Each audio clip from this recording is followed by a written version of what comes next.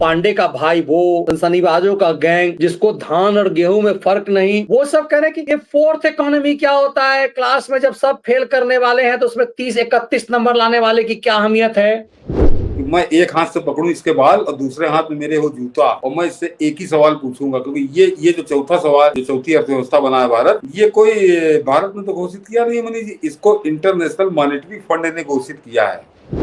10वें नंबर पे हम थे और यदि हम चौथे नंबर पे आ गए तो कह रहा है कि सब फेल्योर बच्चों के बीच यदि आप फर्स्ट कर ही गए, तो ये पारा कह रहा है फेल्योर बच्चों के बीच यदि आप फर्स्ट कर ही गए तो क्या हो गया, मतलब ये सब के सब फेल्योर बच्चे हो गए कि जो 10वें स्थान पे थी आज वो चौथे स्थान पर आके खड़ी हो गई अर्थव्यवस्था। तो क्या इस भूपेश बघेल को जो 6,000 करोड़ के महादेव ऐप घोटाले में नामजद है, कब जेल चला जाएगा कोई जानता नहीं है। बिल्कुल सर, लेकिन इन सब के बीच हमने महसूस किया है कि जो हमारे हेडिंग का एक हिस्सा रहा है कि कुत्तों को घी जब नहीं हजम हो नहीं हो रहा। हाँ, कुत्तों को कमाल है, वो पारा जो है बलात्कारी पांडे का भाई वो, सनसनीबाजों का गैंग जिसको धान और गेहूं में फर्क नहीं, वो सब कह रहे हैं कि ये फोर्थ इकोनॉमी क्या होता है, क्लास में जब सब फेल करने वाले हैं तो उसमें 30-31 नंबर लाने वाले की क्या अहमियत है। ये देखिए कितनी शरारत इन चीनी दलालों की है।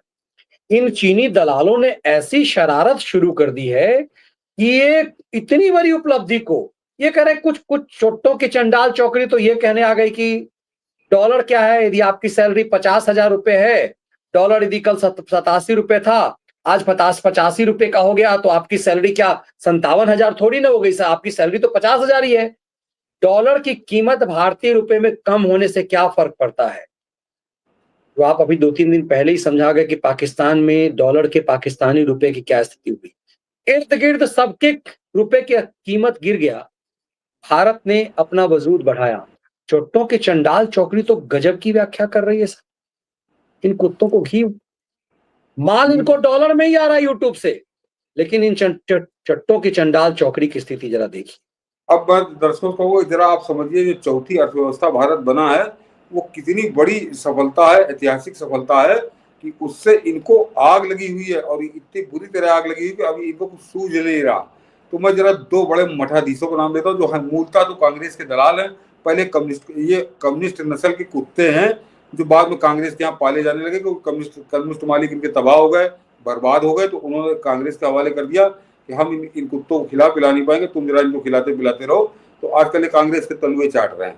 और इन्होंने कैसा शुरू किया है, एक मनी जो शाही है, वो जो है वो अमेरिका में अपनी बीवी के साथ दलाली में लगा रहता, जहर उगला करता भारत के खिलाफ। उसने ये तक कहा कि हिंदुस्तान में आतंकवादी घटनाएं सरकार कराती है, एजेंसियां कराती हैं, बकायदे उसका भाषण है। और उसने जो ज्ञान दिया है, जरा दर्शकों को उसको सुन लीजिए, तब फिर इनका जवाब देता हूँ। कि भारत की जीडीपी 4 ट्रिलियन अमेरिका डॉलर के पार सिर्फ इसलिए हो गई क्योंकि डॉलर सस्ता हो गया, इसका मूल ये कहना है। इस पर दो लोगों ने मुझे मैसेज लिखकर पूछा है कि क्या मैं इसे आसानी से समझा सकता हूँ। तो मान लीजिए कि आपकी मासिक सैलरी 50,000 रुपए है, तो डॉलर में कितनी हुई। मैंने गूगल किया तो 85 रुपए 7 रुपए के बराबर है। इस रेट पर 50,000 रुपए $588 हुए। तो आज से करीब 4 महीने पहले 87 रुपए 51 था, तब सैलरी $571 थी।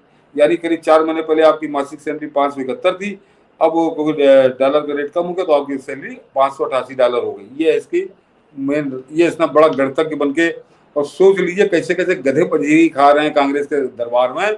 ये आदमी अमेरिका में बैठ के एजेंडा चला रहा है कांग्रेस का, और भारत में मोदी विरोध का, कि डॉलर, क्योंकि डॉलर का रेट कम हो गया इसलिए भारत चौथी अर्थव्यवस्था बन गया। मनीष जी आदमी मेरे सामने हो तो मैं फिर कह रहा हूँ कि दर्शकों को आनंद आएगा कि मैं एक हाथ से पकड़ूं इसके बाल और दूसरे हाथ में मेरे हो जूता, और मैं इससे एक ही सवाल पूछूंगा, क्योंकि ये जो चौथा सवाल, जो चौथी अर्थव्यवस्था बना है भारत, ये कोई भारत ने तो घोषित किया नहीं है मनीष जी, इसको इंटरनेशनल मॉनेटरी फंड ने घोषित किया है। जरा समझिएगा मैं कहने क्या जा रहा हूं, और सोच लीजिए किस तरह से ये देश के साथ झूठ बोलते हैं कि भारत किसको पीछे करके चौथी अर्थव्यवस्था बना है, जापान को पीछे करके बना है। तो जब डॉलर की कीमत घट रही थी तो जापान के लिए भी तो घट रही थी, कि जापान के लिए बढ़ रही थी।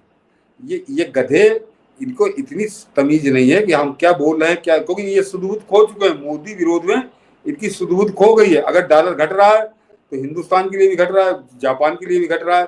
तो जापान को हटा के भारत पीछे हो गया। तो आप इससे समझ लीजिए, क्योंकि वहां रुपयों में नहीं होती, वहां पे काउंटिंग रुपयों में नहीं होती, वहां काउंटिंग डॉलर में होती है। और जापान को उसने पीछे किया। जापान की कोई आपत्ति नहीं, लेकिन ये तिलमिला बिलमिला ये लोग रहे जो इंडियन पासपोर्ट लेके अमेरिका टहलते हैं, और या आ जाइए पाड़ा के ऊपर।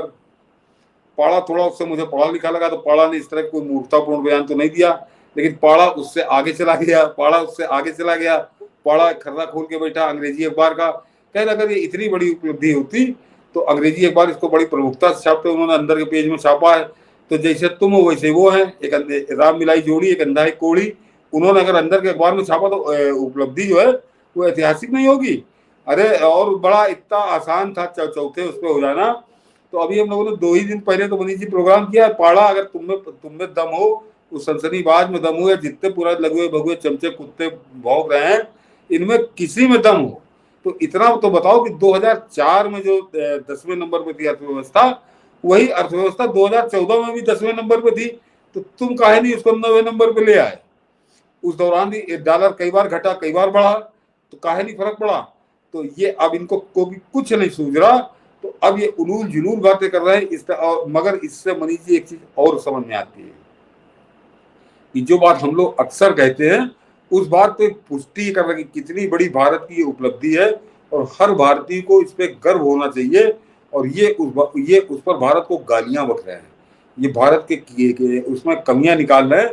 तो सोच लीजिए इनका भारत से कोई लेना देना नहीं है। और मेरा तो अपना पूरा मानना है कि ये केवल इन्होंने अपना नाम नहीं बदला है, ये केवल पूरी तरह मुसलमान हो चुके हैं और इन्होंने पाकिस्तानी नागरिकता भी ले ली है, संभवतः चोरी छुपे ये पाकिस्तानी नागरिक हैं। अन्यथा इसमें किसी को राजनीतिक मतलब नहीं है।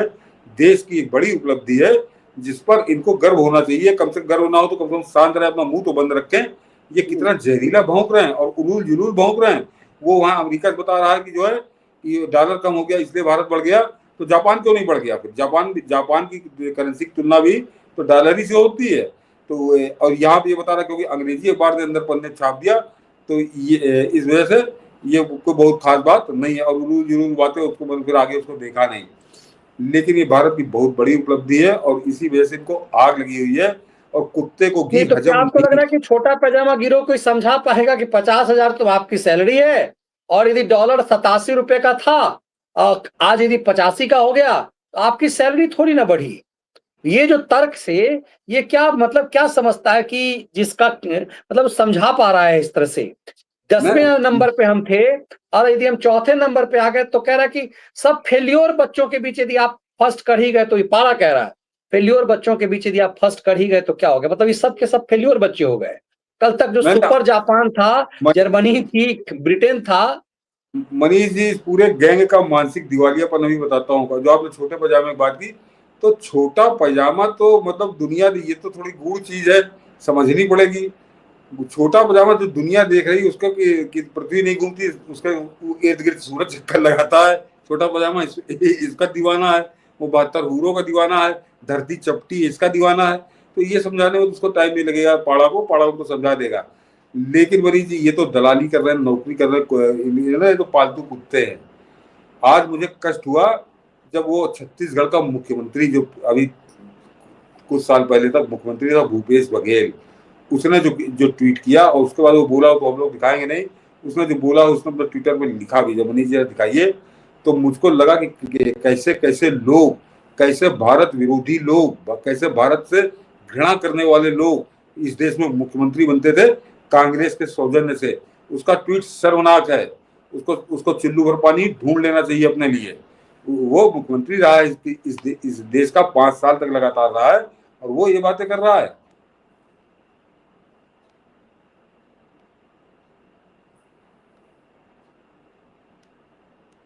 देखिए मैं निकालता हूँ। हाँ, लिख रहा है भारत की अर्थ जी। इसके लिए बोलेगा शर्मनाक स्थिति है कि ये कांग्रेसी 5 साल तक छत्तीसगढ़ सरीके राज्य का मुख्यमंत्री रहा। फिलहाल 6,000 करोड़ के घोटाले में एजेंसियों द्वारा नामजद है, लेकिन सफेद झूठ के सहारे कितनी निर्लजता के साथ देश की अभूतपूर्व उपलब्धि को नकारने में जुटा है। अब जरा इसका ट्वीट पढ़ दूं, क्योंकि वीडियो हम लोग दिखाएंगे नहीं, वो ANI का है। कि इसने ट्वीट में क्या लिखा है, दर्शक इसको जरा समझे। हाँ, दिखा दिए मनीष जी। कि भारत अर्थव्यवस्था के मामले में वैश्विक स्तर पर चौथे पायदान पर पहुंच गया है। पैसा तो भारत का है, लेकिन ये जा किसके पास रहा, ये तो इसने ये कहा। अब सीड्स के 20 कारपोरेट्स की संपत्तियां देख लीजिए, 2014 से अब तक सैकड़ों गुना बढ़ गई, सैकड़ों गुना। पागल हो गया ये।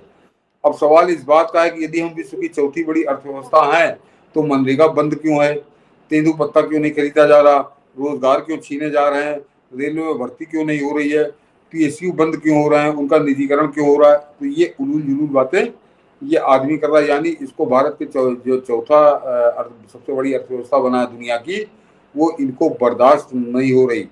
तो ये सैकड़ों करोड़ मतलब सैकड़ों गुना बढ़ गई है। ये बता रहा कि कारपोरेट की संपत्ति सैकड़ों गुना बढ़ गई। तो आप समझ लीजिए कितना सच बोल रहा है और कितना मानसिक रूप से दिवालिया है। तो हिंदुस्तान के प्रति इसकी घृणा। मनरेगा बंद हो गया मनीष जी, मनरेगा का 35,000 करोड़ से ज्यादा का बजट इसी साल मिला है। ये बता रहा मनरेगा बंद हो गया।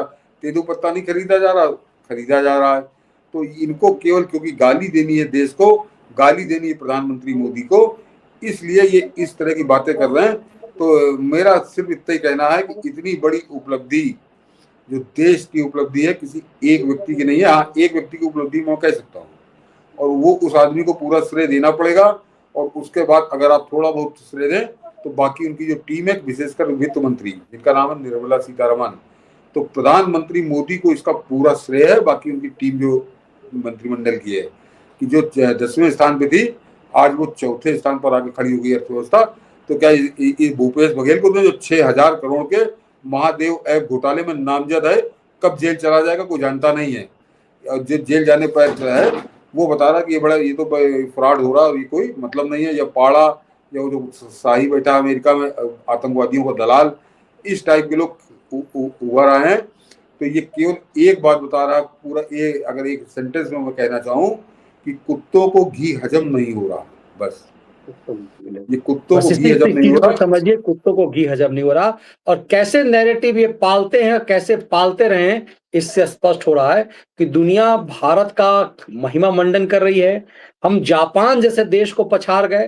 प्रधानमंत्री पब्लिक मंच से कह रहे हैं कि जिसने हम पर 200 साल शासन किया, हमने उसे पीछे किया है ब्रिटेन। और ये कोई ऐसा नहीं कि आंकड़ा भारत तैयार कर देगा, इन चट्टों के चंडाल चौकड़ी जो कोई मैगजीन से निकाल कर ले आते हैं। ये आंकड़ा किसी देश का तैयार किया हुआ नहीं है कि भारत चौथी इकोनॉमी बनी। मैं दर्शकों को बता दूं एक चीज और, आप कंफर्म कर लीजिएगा कि प्रधानमंत्री मोदी के 10 वर्षों के कार्यकाल का एक नमूना आप और देख लीजिए कि वो जो तेजस विमान है, वो करीब 150 तेजस विमान तो भारत के पास ऑलरेडी आ गए हैं 2014 के बाद। 2014 तक एक भी नहीं था।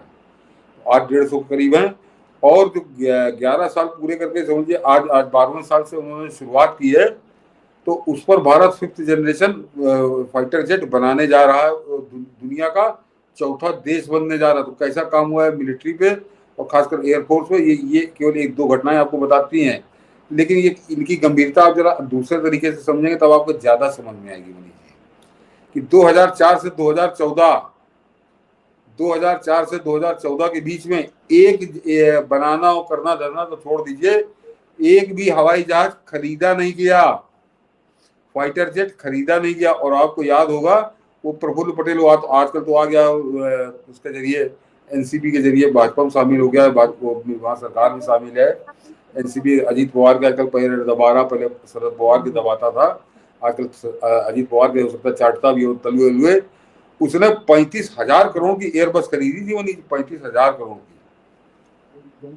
तो ये लूट थी, बस नहीं खरीदी गई थी, लूट थी। तो 35,000 करोड़ की एयरबस खरीदने के लिए इनके पास पैसा था, लेकिन इन्होंने एयरफोर्स को एक भी नया लड़ाकू जहाज नहीं दिया था 10 साल में। प्रधानमंत्री मोदी 10 तो तेजस हैं, 36 राफेल आ चुके हैं, और आज जो है वो एक 5th जनरेशन फाइटर जेट बनाएगा भारत। तो ये सोच लीजिए कैसा कायाकल्प हुआ है। तो इन कुत्तों को घी हजम ही नहीं हो रहा मनीष जी। इन कुत्तों को वही गू खाना है जो 10 साल में एक भी जहाज नहीं खरीदा गया था। सेना के पास बुलेट प्रूफ जैकेट नहीं थी, सेना के पास बर्फ में पहनने वाले जूते नहीं थे, सेना के पास गोलियां नहीं थी मनीष जी। और ये दर्शक मैं कहूंगा कि जाकर आप गूगल पे कहीं चेक कर सकते हैं। गूगल पे चाहेंगे तो आपको सारा कच्चा चिट्ठा इस कांग्रेसी कार्यकाल का मिल जाएगा। तो ये जो बैठे जिनका अभी हम लोग जिक्र कर रहे थे, इन कुत्तों को वही गू खाने की आदत है। इनको घी, देसी घी मिल रहा तो कहाँ हजम होगा। और एक चीज इससे बेहतरीन उदाहरण दिया सकता कि सही बात है, जो कहावत वो मुहावरा है कि कुत्तों को घी हजम नहीं होता। इसीलिए खैरात पर पलने वाले इन खैरातियों को ये हजम नहीं हो रहा, भारत की उपलब्धि। और हाँ, इसीलिए इस ढंग से प्रधानमंत्री ने आज कह भी दिया कि किसी व्यक्ति से नफरत में ये देश के खिलाफ इस स्तर तक जाते हैं। मुझे लगता है इससे बड़ा उदाहरण और दूसरा हो ही नहीं सकता है। नहीं हो सकता। इन तमाम चीजों को समझने की कोशिश कीजिए, किस तरह से भारत के खिलाफ षड्यंत्र का, साजिश का ठेका इन्होंने लिया हुआ है चीनी दलालों या ने। इस बिल्कुल। विश्लेषण के मायने को समझिए और आप सबसे आग्रह होगा, इसे ज़्यादा से ज़्यादा संख्या में साझा कीजिए। विश्लेषण को हम लोग यहीं विराम देते हैं, फिर नए सब्जेक्ट के साथ आपके साथ हाज़िर होंगे। बहुत-बहुत धन्यवाद। जय हिंद, वंदे वंदे मातरम। मातरम।